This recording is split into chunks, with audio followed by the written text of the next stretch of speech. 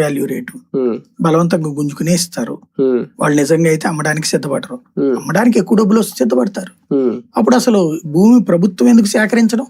APIIC పేరుతో వాడినే కొనుక్కోమను. ఇంతకు ముందు జగన్ గారి హయాంలో 70-30% ఏదో ఉండేది. 70% స్థానికులకు అవకాశం ఇవ్వాలి, 30% మీరు వేరే వాళ్ళకి ఇచ్చుకోండి అనేది. ఇప్పుడు కంపెనీలతో ఆ తరహా ఒప్పందం ఏం జరగట్లేదు. గోల్డ్లో పెట్టాడు జగన్ కూడా. అది ఎవడు సాధ్యం కాదు. అప్పుడు ప్రకటన నిజమైతే భారతదేశం మొత్తం మీద ఆంధ్ర వాళ్ళందరూ అంటే అప్పుడు మనం ఇక్కడ వాళ్ళకి భూములు ఇచ్చినందుకు ఇక్కడ ఈ ప్రాంతం వాళ్ళకి అవకాశాలు వస్తేనే కదా డెవలప్ అవుతుంది. అసలు ముందు నీ దగ్గర నాలెడ్జ్ ఉండాలి కదా. ఇప్పుడు గూగుల్ డేటా సెంటర్ ఉంది, అది లోకల్ గా ఉన్నోడికి టాలెంట్ యాడ్ ఉంది, క్వాంటమ్ వాల్యూ ఉంది. వెళ్ళిపోయి మనం ఏం చేస్తాం? ఇక్కడ వాళ్ళకి అవకాశాలు ఎలా ఇస్తారు మరి? ఇప్పుడు ఆడు కియా దాంట్లో చూడండి 100కి 90 మంది బయట వాళ్ళే ఉంటారు. బయట వాళ్ళు అంటే ఆంధ్ర ఇది వేరే దేశం కాదు, వేరే రాష్ట్రాల వాళ్ళు కూడా ఉంటారు. ఇప్పుడు మన వాళ్ళు అట్టాగే కదా అమెరికాకి పోయి బతుకుతోంది. కాబట్టి అది సాధ్యం కాదు. నేనేమంటానంటే నువ్వు ఒకళ్ళకి 1000 ఎకరాలు ఇస్తున్నావు, 5000 ఎకరాలు ఇస్తున్నావు అంటే అన్ని 1000 ఎకరాలు ఇచ్చినప్పుడు అన్ని కుటుంబాలు వీధిని పడబోతున్నాయి. నువ్వు ఇచ్చే పరిహారం 2-3 ఏళ్లు బతకడానికి సరిపోతుంది అంతే. వాళ్ళు ఆ తర్వాత ఇక్కడ బతికేంటి? అదే కదా. కాబట్టి వాళ్ళకి ఆ ఇళ్లకు ఉద్యోగం అని నేను అంటలేదు. వాళ్ళ రేటుని వాళ్ళని అమ్ముకునేటట్టు చూసుకోండి మీరు.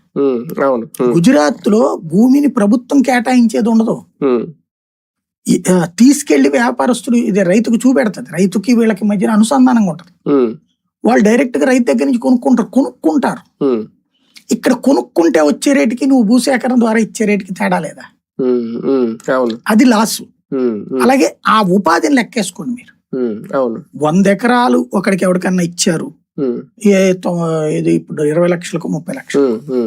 ఈ 100 ఎకరాల్లో ఉన్నటువంటి 100 రైతు కుటుంబాల భవిష్యత్తుని మీరు రోడ్డును పెడుతున్నారు. అంతమందికి పోనీ వీళ్ళకే ఇవ్వాలనట్లేదు, అంతమందికి నువ్వు ఉపాధి ఉంది అక్కడ. కానీ అమరావతి రైతులు భూములు ఇచ్చిన రైతుల విషయంలో రిటర్నబుల్ ఫ్లాట్లు ఇప్పుడు ఆల్రెడీ నిన్న నారాయణ గారు చేసింది ప్రకటన. రిజిస్ట్రేషన్లు ఆల్రెడీ మొదలైపోయినాయి. చాలా మందికి రిజిస్ట్రేషన్లు కూడా చేసేసాం అనేది. ఓకే, మౌలిక వసతుల సదుపాయాలు ఎంతవరకు కల్పించారు లేదా, గతంలో చేయలేని ఆ ప్రక్రియ ఇప్పుడు మొదలుపెట్టి ముందు అది పూర్తి చేసేస్తే కొంతవరకు రైతులు సేఫ్ జోన్ లోకి వెళ్ళినట్టేనా, లేదు చట్టబద్ధత కల్పిస్తే మాత్రమే వాళ్ళకి ఉపయోగం?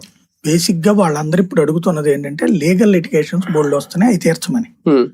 దాన్ని వీళ్ళు తీర్చట్లేదు. సిఆర్డీఏ మాకు సంబంధం లేదు.